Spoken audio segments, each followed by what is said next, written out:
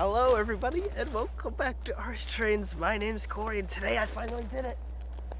I caught my first freight train! So I've been at this, put location here. I've been at this location for a wee while.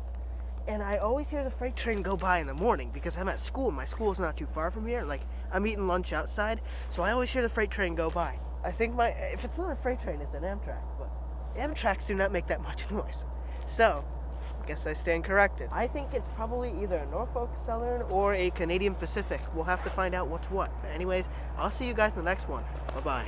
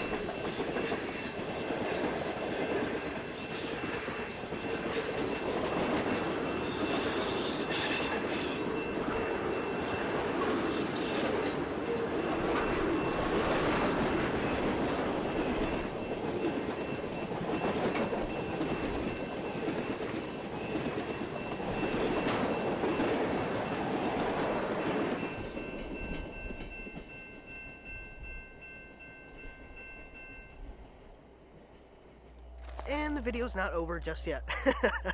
I'm keeping you guys. The 69 Adirondack will be coming by shortly right after this CP freight train, so guess I'll throw him in. Anyways, again, I'll see you guys in the next video. Stay tuned. Bye-bye.